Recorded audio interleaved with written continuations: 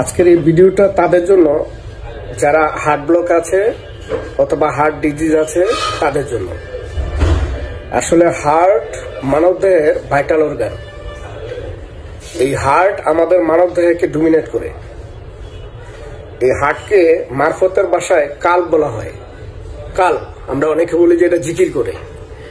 হ্যাঁ, এই হার্ট বা হৃদয় এটা নিয়ে অনেক যারা সঙ্গীত বিশেষজ্ঞ এরা গান রচনা করেছে।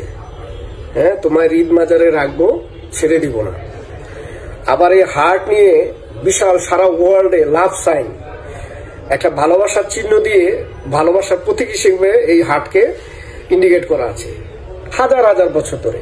এটা নিয়ে অনেক গবেষণা হয়েছে, কিন্তু চিকিৎসা বিজ্ঞানের কাছে এই হার্ট অত্যন্ত গুরুত্বপূর্ণ। এই হার্ট এমন একটা অর্গান, এখানে রোগ হইলে চিকিৎসা দেওয়ার সময় থাকে না, হার্ট অ্যাটাক করে রোগী মারা যায়। সারা ওয়ার্ল্ডে একটা ঘাতক ব্যাধি হিসেবে উল্লেখ করা হচ্ছে, সেটা হলো হার্ট অ্যাটাক। রোগী সুস্থ অবস্থায় মারা যাবে, হঠাৎ করে চিকিৎসা করার সুযোগ পাওয়া যাবে না। হ্যাঁ, ডিজে পার্টিতে নাচতেছে, নাচতে নাচতে মারা যাবে। হ্যাঁ, স্টেজে গান গাইতেছে, 1 সেকেন্ডের নাই ভরসা, ভঙ্গ হবে রং তামাশা। এই গানটা গাইয়েই একজন বাংলাদেশি গায়ক, হ্যাঁ, ফিরোজ শাহীর নাম আমরা সবাই জানি, উনি কিন্তু স্টেজে এই গানটা গাইতে মারা গেছে। নায়ক মান্না সারাদিন অভিনয় করছে, রাত্রে হসপিটালে গেছে, আসার সময় লাশ হয়ে এসে পড়ছে। হ্যাঁ, কোন রোগে মারা গেছে? Heart attack. আসলে সুযোগ নেই। আপনারা ডেথ ইন সেকেন্ড গুগলে লিখে সার্চ দিবেন, দেখবেন মানুষ কি আসছে, যেমন শ্বাসতেছে মরে গেছে। হ্যাঁ, কোটি টাকার চেক সই করছে, অর্ধেকটা মরে গেছে। এটা ভয়ঙ্কর একটা রোগ।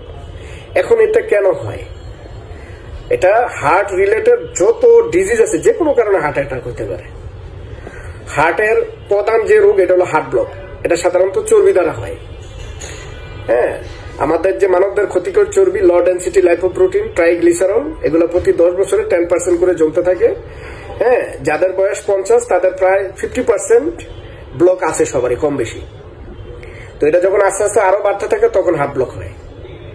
এই হার্ট ব্লক হইল হার্ট অ্যাটাকের প্রধান কারণ, হাই প্রেশারের প্রধান কারণ, heart disease, myocardial infection, angina pectoris, tachycardia, bradycardia, অর্থাৎ হার্টের যত রোগ আছে সব এই হার্টের চর্বি জমা থেকে প্রথমত শুরু হয়।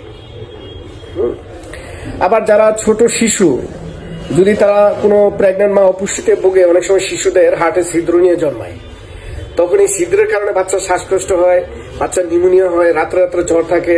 হ্যাঁ, খিদার টাইমে খিদা লাগে না, এই বাচ্চাটা অল্প বয়সে মারা যায় হার্টে ছিদ্র থাকার কারণে। তো আসলে হার্টের আরেকটা রোগ হলো হাই প্রেশার, হাইপার টেনশন। টেনশনের কারণে প্রেশার বাড়ে, রক্তনালীতে ব্লক থাকলে প্রেশার বাড়ে। এটা চর্বি দ্বারা হোক অথবা বিষাক্ত পদার্থ অথবা গ্লুকোজ। হ্যাঁ, বিশেষ করে ডায়াবেটিস রোগীর গ্লুকোজ থাকলে হাই প্রেশার হয়। হ্যাঁ, রক্তে চর্বি জানলে, যাদের ওবেসিটি আছে, ওভার ওয়েট আছে, কোলেস্ট্রল আছে, তাদের হাই প্রেশার হয়। হ্যাঁ, টেনশন করলে বা ঘুম না হইলে রক্ত সঞ্চালন বেড়ে যায়, তখন হাই প্রেশার হয়। তো এক একজনের এক এক কারণে হয়।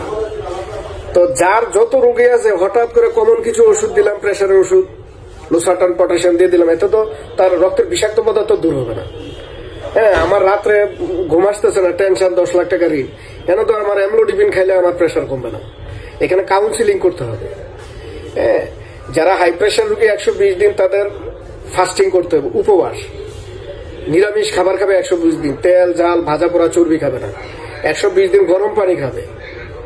যারা ফ্রিজিং ওয়াটার খাবে বা ফ্রিজে রাখা ফলমূল, শাকসবজি, ফ্রিজের তৈরি খাবার, দধি টদি খাইলে অনেক সময় হার্টের রক্তনালী কনজাস্টেড হয়ে যায়। এই জন্য রুগীদের খুব নিয়মের মধ্যে রাখতে হবে, অ্যাক্টিভ মেডিসিন, সাপোর্টিং মেডিসিন এবং লাইফস্টাইল ম্যানেজমেন্ট।